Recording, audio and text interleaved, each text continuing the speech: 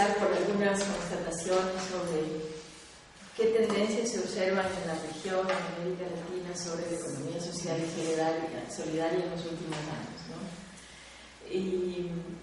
Y cómo esto se combina con dos problemas o problematizaciones actuales que es interesante recoger para repensar algunas cuestiones, que son, por un lado, el tema del empoderamiento de las mujeres, el empoderamiento económico, y por otro lado, el emprendedurismo.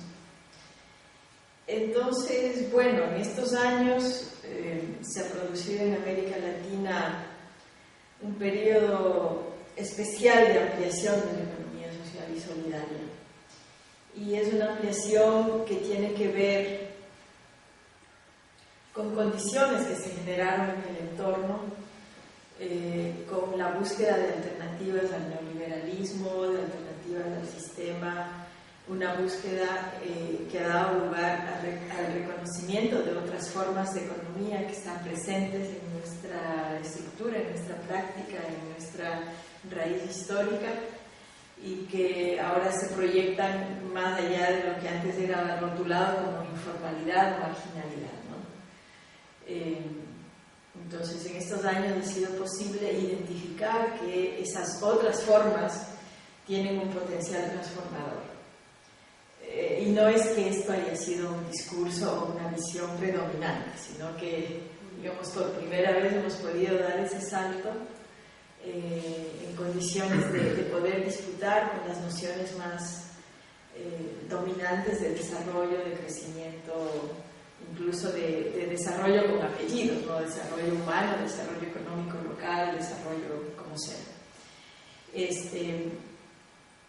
Esto ha llegado incluso a un nivel de plantearse como sistema económico, social y solidario, no solo de reconocer el sector de economía solidaria, un sector ampliado, alimentado, en el cual han convergido no solo las cooperativas, las asociaciones, las experiencias de nuevo cuño, sino también experiencias anteriores que se van sintiendo identificadas como parte de la economía social y solidaria, las economías campesinas, familiares, las comunas, todo ese ámbito de la producción más agrícola y rural tradicional, que cada vez más se va identificando como economía social y solidaria. Y por otra parte también la economía popular, que aunque no llega a niveles de asociativismo y organización, puede identificarse, y hasta más recientemente, yo diría, las unidades que están en el ámbito de las pequeñas y medianas empresas, ¿no? Las pymes, que en la medida en que ven amenazada o desestabilizado su espacio, sus nichos de producción y comercio por las tendencias de concentración, de algún modo se van cobijando también en este gran paraguas de la economía social y solidaria. Porque la constatación es que, no obstante los empeños de redistribución de los gobiernos progresistas, hay unas que se han dado, que han significado un cambio en el perfil de la población más pobre. En el perfil de la población más rica hay más concentración también, o sea, son dos fenómenos simultáneos. Ha habido redistribución, pero también hay más riqueza y concentración. Y esa tendencia de concentración, que es una concentración transnacionalizada, corporativa, se vuelve como amenazante para los pequeños. Entonces, en el caso ecuatoriano, por ejemplo, está esta realidad de que la capacidad de compra de alimentos, incluida en los nichos más pobres, está capturada por la producción transnacional o transnacionalizada. En alimentos sobre todo, pero también en otros rubros, hay este fenómeno de que la capacidad instalada nacional fue absorbida por las transnacionales. O sea, la Nestlé ha ido capturando las industrias que ya estaban antes, no es que ha ido invirtiendo y creando nueva producción, sino que fue absorbiendo y poniendo su etiqueta a la industria nacional, Entonces esto va generando tendencias de gran concentración que se vuelven amenazantes para la producción nacional bajo cualquier forma. Entonces por eso ese ha sido un factor que ha abonado también a esta ampliación del espacio de la economía social y solidaria, y también a la invención de nuevas formas de política que no solamente tienen que ver con la regulación, el control y el fomento, sino política económica más general que está repercutiendo en la economía social y solidaria, siempre dentro de un margen de disputa, ¿no? Siempre dentro de un margen complejo, ¿no? Pero a ver, aparte de esto de ampliación del rango de experiencias, de actores, de sus prácticas, de su consolidación, otro elemento ha sido sin duda la política pública, ¿no? Porque, a ver, desde los propios actores, de sus organizaciones, ha habido esta relación un poco compleja, ambigua a veces con el Estado, pero sí un denominador común de un reclamo de políticas. O sea, necesitamos políticas. Y son políticas, en primer lugar, de reconocimiento, de decir aquí estamos, hacemos la economía, queremos que el Estado nos reconozca, nos dé un tratamiento, nos dé un apoyo con unos márgenes de autonomía, y ese va a ser un terreno de discusión, ¿no? Sobre cuán autónomos de la política pública. Pero ha habido esta demanda, ¿ya? Distintos niveles de participación y propuesta en los procesos de definición de la política pública, distintos grados de coincidencia y conformidad con lo que ha quedado establecido como política pública. En el caso ecuatoriano, en los últimos años se generó una institucionalidad que de algún modo se mira en el espejo de la institucionalidad destinada hacia las otras formas de economía, sobre todo a la empresa moderna capitalista. Entonces, si hay el organismo de control, que es una superintendencia de compañías, también para eso generar la superintendencia de economía social y solidaria. Si hay un organismo de promoción de la producción y de las industrias, también generar una instancia de promoción de la economía social y solidaria, algo así como bajo un esquema unificado, que con el pasar de los años, igual en términos de finanzas populares y solidarias, hay algo para la banca y el sector financiero, algo específico para la economía solidaria, ¿no? Este esquema, sí. Con el pasar de los años, que no son muchos desde que se ha ido generando esto en el año 2010, 2012, se muestra como una estructura no del todo apropiada, ¿no? Genera ya una reacción. En términos de control, porque se siente que es una manera uniformizada y que exige unos patrones de formalización, de estructura, que no son necesariamente los más afines a la diversidad de formas de funcionamiento de la economía social y solidaria. Por decir, hay hasta ahora bancos comunales, ¿no? que no tienen esta noción de una estructura piramidal y de una estructura jurídicamente establecida, y que no pueden operar adecuadamente porque entonces necesitan que alguien figure como presidente, que esté registrado en el servicio de rentas internas, que dé la cara por, y hay unas situaciones de vacío y de inadecuación, ¿no? Experiencias que son muy pequeñitas y que son muy basadas en lo colectivo y en la confianza, que no encuentran un reflejo en esa estructura, ¿no? Entonces, empezando por ahí hasta cosas mucho más complicadas y grandes, hay esa sensación de que esto es un registro que nos obliga a cosas que no podemos, que no debemos, que interfieren, que a veces hasta nos van a obligar a extinguirnos, a no existir, ¿no? Entonces, desde ya ese es un elemento que ha sido planteado como razón para hacer ya una reforma a la Ley de Economía Social y Solidaria. Pues estamos ahorita a finales de un periodo de gobierno, vamos a empezar un nuevo gobierno, pero en la agenda legislativa actual la aspiración es que antes de que termine el gobierno, es decir, hasta los primeros meses del próximo año, se logre hacer esta reforma a la Ley de Economía Social y Solidaria. Igual,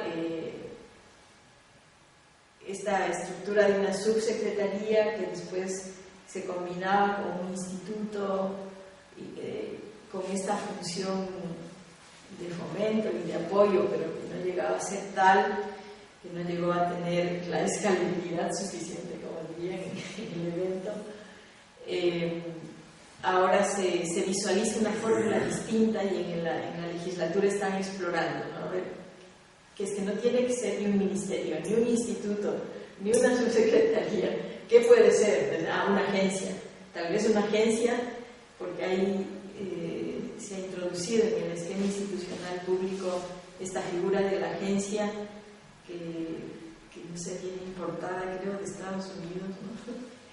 la agencia para otros temas. Entonces hay la agencia de regulación y control, entonces, bueno, hagamos una agencia de economía social y solidaria que permita como juntar en una sola instancia varias competencias, varias funciones y tal vez hacer de puente con el conjunto de la institucionalidad pública y tal vez eso funcione mejor, ¿no? Entonces ha sido una suerte de ensayo y error, ¿no? que lleva a una nueva exploración buscando que sea algo más operativo, que realmente funcione para apoyar y no para controlar solamente, ¿no? Pero al margen de estas búsquedas con etiqueta economía social y solidaria, lo que ha funcionado mejor ha sido el rol que ha venido cumpliendo la Superintendencia de Control de Poder del Mercado, ¿no?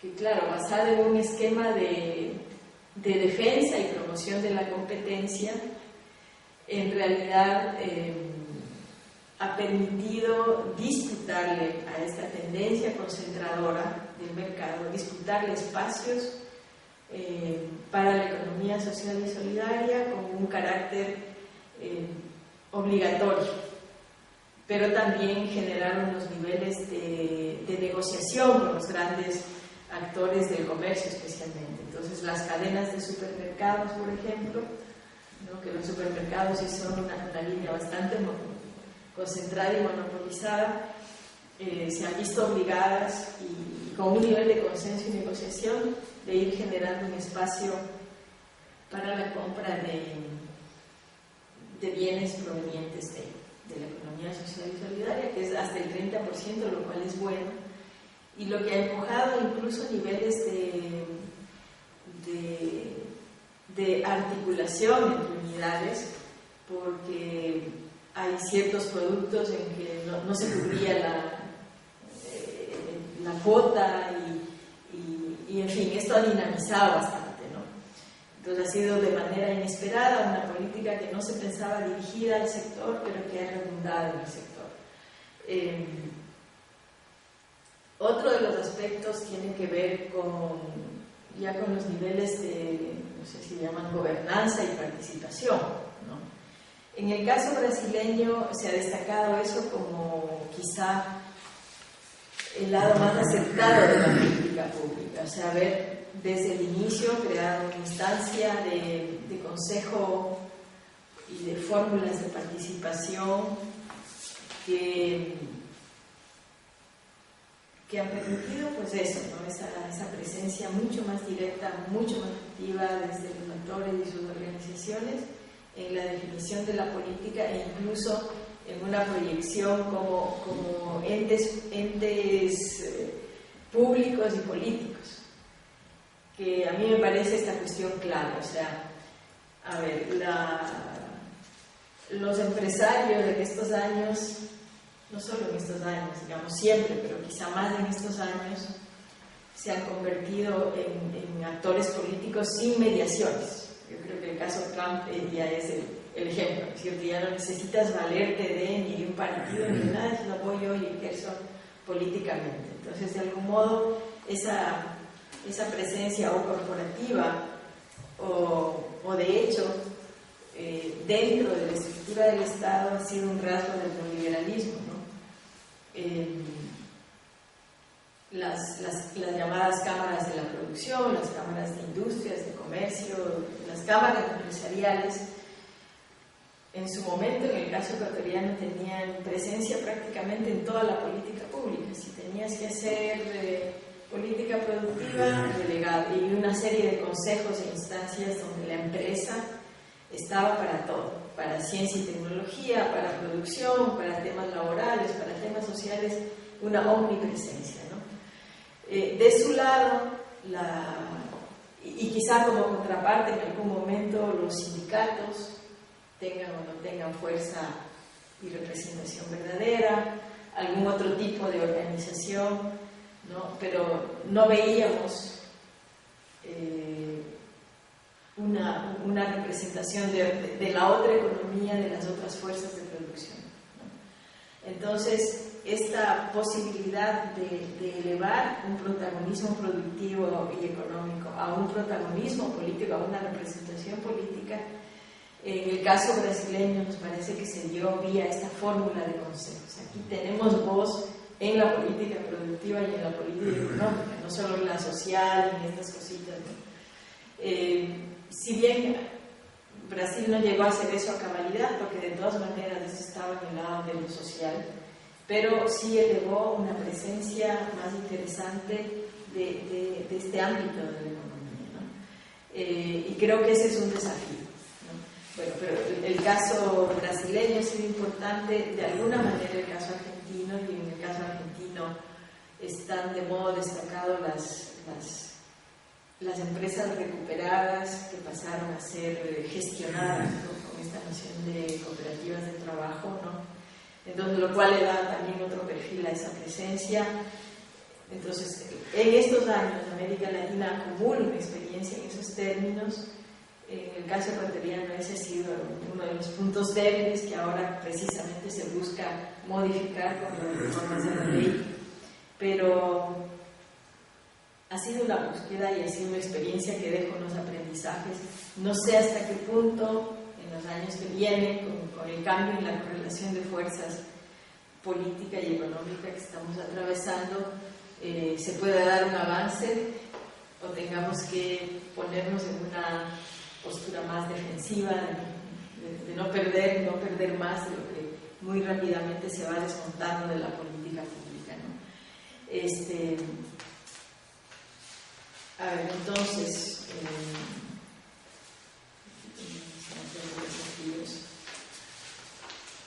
entonces sí creo fundamental, dada la situación cambiante que se presenta,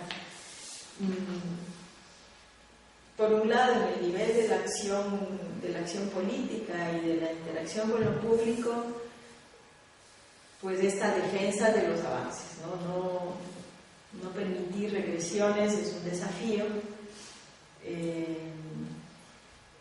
pero es un desafío bien importante también elaborar sobre la experiencia, porque han sido experiencias muy intensas, aceleradas, de algún modo comprimidas en el tiempo, que sí nos deben permitir pues esto, una evaluación, un balance, una elaboración.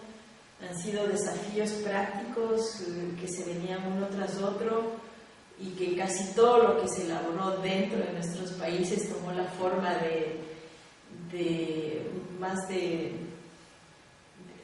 propuesta de política, de proyecto de ley, de reforma de ley, de fundamentación para eso, más que de elaboración más profunda y con otros usos, ¿no? Entonces sí creo que se presenta ahí todo un terreno de balance, análisis, elaboración, reconceptualización. Hay cuestiones que son muy novedosas. Por ejemplo, en el caso ecuatoriano, que logramos alusiones a la economía del cuidado. y cómo esa economía del cuidado se iba a traducir en política pública. En un primer momento se dijo, va a ser a través de la Ley de Economía Social y Solidaria, y la economía del cuidado, en la medida en que era muy difícil explicar y que sea asumida por los gestores de la política pública, se fue como asimilando a otras formas. Bueno, entonces esto que quede dentro de la economía popular, ¿bien? Pero ¿y cómo dentro de la economía popular, no? Bueno, se va a reconocer a las damas de casa como trabajadoras, con unos derechos. Entonces, el gran campo de la economía del cuidado, reflejado en una forma de trabajo que tiene que ser reconocida y protegida, y que cuidado, como no vamos a poder tratar esto en términos de empleo asalariado, cómo hacer que no se convierta en una obligación para el Estado y en una demanda potencial de incumplimiento. Bueno, ¿qué forma darle a eso? ¿Cómo puede la política pública proteger el trabajo de cuidados, ir más allá de la política de protección social para darle un reconocimiento económico, ¿no? Son problemas que se quedaron ahí a medias y sobre el tapete, con alguna formulación intermedia que no asuste a los legisladores, pero es este problema, ¿no? de cómo entrelazarlo uno con lo otro. Creo que algo parecido con comunas, algo parecido con otras formas de trabajo que digamos, el momento en que dan el salto a un reconocimiento y hacia formas de protección, también arriesgan otro tipo de relaciones que están más instaladas en su propio funcionamiento. Por decir, antes tenías en el taller artesanal la figura de aprendiz, ¿no? Una persona que con un sueldo menor o con una idea más de reciprocidad, yo recibo este entrenamiento a cambio de trabajar unas horas. Estas fórmulas que son vistas como informales y como no económicas y que no implican protección y que no eres realmente un empleador. El trabajo familiar, la ayuda en la economía familiar, alguien que no es que trabaja la jornada completa, sino que va unas horas, a cambio de... Todo esto se vuelve ilegal y se vuelve, ¿no? Y de qué manera recupera estas formas de articulación social del trabajo, garantizándoles un reconocimiento y una protección, porque el momento en que salta de la estructura de protección bajo el modelo salarial, lo que hace es colocar una serie de relaciones y prácticas siempre en el borde de la ilegitimidad. Y hay gente que ha preferido en los últimos años decir, no hago nada, desmonto todo porque si no voy a ir preso, me van a demandar, tengo que pagar cosas que no puedo pagar, en fin. Estas formas vistas como arcaicas del trabajo, que son condición de existencia de algunas de las expresiones de la economía social y solidaria, digamos, todo un cambio. Solo por mencionar cositas que han hecho ruido, que han saltado, que están sobre la mesa y que sí ameritan un balance, una reformulación, una reelaboración, una visualización de salidas, de cómo esto puede cuajar en política pública, ¿no? Ahora, en términos más amplios, creo que estas tendencias de ampliación y desborde casi de la economía solidaria, con estas dificultades a nivel de la política pública, se encuentran con una ubicación en la agenda más global de la economía solidaria, que es una ubicación que tiene de positivo y tiene de negativo, porque por un lado se reconoce, ¿no? O sea, yo creo que la palabra clave en estos años ha sido reconocimiento, esto hay, ¿ya? Esto tiene un potencial, esto es interesante. Pero junto con ese reconocimiento viene una disputa por la interpretación, diría yo, y casi por la captura y el control, asimismo de distintos matices, ¿no? Entonces, por un lado, quienes siguen viendo la economía social y solidaria como sinónimo de informalidad, y como sí, qué bueno que haya esto, pero deberíamos ir evolucionando hacia el trabajo digno. Entonces esa es la postura de la OIT, que hasta ha hecho grupos de trabajo para estudiar el tema, pero siempre vamos hacia el trabajo digno con un esquema salarial. No sé, desde ONU Mujeres, sí, bueno, hay la economía popular y solidaria, social y solidaria, están ahí las mujeres, pero deberíamos evolucionar hacia formas de trabajo más estable, con tales y cuales condiciones. Entonces sí hay todavía esa mirada de la economía social y solidaria como lo transitorio frente a la crisis, lo transitorio hacia esquemas más modernos, como algo que no debería ser, ¿ya? Por otro lado, desde una visión más empresarial, hay esta noción de, qué bueno, estos son negocios, ¿ya? Como son negocios, son empresas. Y esto está bueno porque la economía se conforma de empresas. Lo único que cambia es su tamaño, pero al fin son negocios y son empresas. Y lo que buscamos entonces desde una visión empresarial es unos ciertos procedimientos comunes, unos objetivos comunes y sobre todo un trasfondo ideológico común. En el caso ecuatoriano eso ha sido visible o casi que se ha revelado como una iniciativa de las cámaras, por ejemplo la Cámara de Comercio de Quito, que ha sido como el lugar de poder de las élites empresariales, desplegó desde hace unos años una iniciativa agresiva de ¿cómo se llama?, de afiliación de los pequeñitos, o sea, de la tiendita de la esquina, del pequeñito negocio, ahora son miembros de la Cámara de Comercio, reciben una serie de servicios, por ejemplo, algo de seguridad y capacitación, un sistema de seguridad y de alarmas, capacitación y no sé qué, pero con este fenómeno económico, o sea, social y político de asimilar, de sentir que yo soy tan negociante como el dueño de la cadena de supermercados y nuestros intereses son comunes, o sea,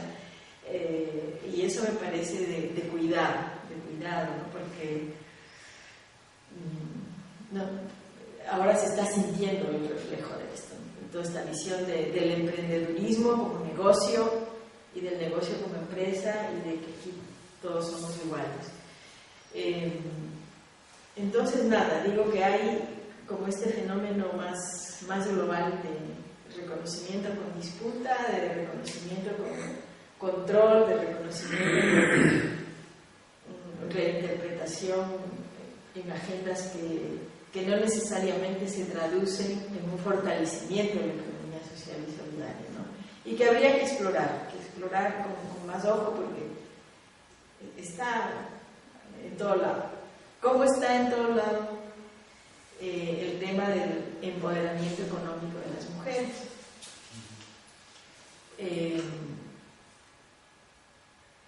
Que ha sido abordado por el Fondo Monetario Internacional, por el Foro de Davos. El Foro de Davos tiene, me parece que ya por segunda o tercera edición, el tratamiento del tema y ha generado esta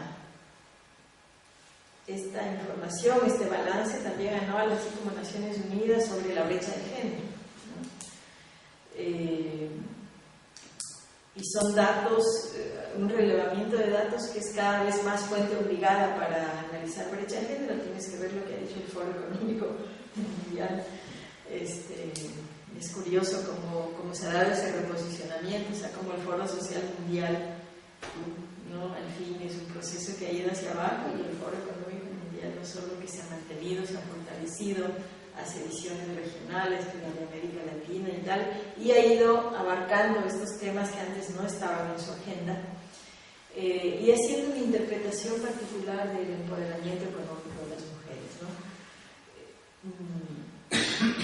Entonces, ahora el empoderamiento económico está asociado claro, a una presencia en el mercado del trabajo, ¿no? A un abandono, si se quiere, del ámbito de la reproducción y del mundo doméstico. El empoderamiento económico de las mujeres pasa por la economía del cuidado o el trabajo de cuidados sea de corresponsabilidad. Entonces esa agenda que parecía tan nuestra hace unos años ahora está usada del otro lado. Entonces se dice, no, el Estado debe asumir una institucionalidad que ofrezca cuidados, la empresa puede que, y la sociedad y dentro de los hogares la corresponsabilidad, porque necesitamos mujeres empoderadas en el mercado laboral, ¿no? Yo digo, ahí hay una visión portadora de un ideal de producción y de empleo que no es afín con el impulso de la economía social y solidaria. No hay un reconocimiento de que acá hay unas mujeres que están haciendo producción y reproducción, que están trabajando, y lo que hay que es ir cambiando las condiciones para generar dinámicas de justicia de género dentro de estas otras experiencias. Hay más bien una denegación y una asociación de estas fórmulas que no son las salariales y tal, con mujeres no empoderadas, vamos a decir, ¿no? Entonces también se abre ahí todo un terreno de interpretación y disputa. ¿Cómo hacer que el empoderamiento de las mujeres empiece en el reconocimiento de los aportes históricos, ¿no? Porque a veces al señalar las desigualdades y las desventajas se anula la importancia y la apreciación de los aportes, se anula el reconocimiento de los saberes y de las prácticas históricas de las mujeres y de estos aportes que están detrás, en fin. Entonces, pues bueno, creo que eso también constituye un campo que se cruza, que es como un telón de fondo para abordar economía social y solidaria ahora, ¿no? Las dos cuestiones, emprendedurismo y empoderamiento. Pues bueno, por ahí son las líneas generales de las ideas.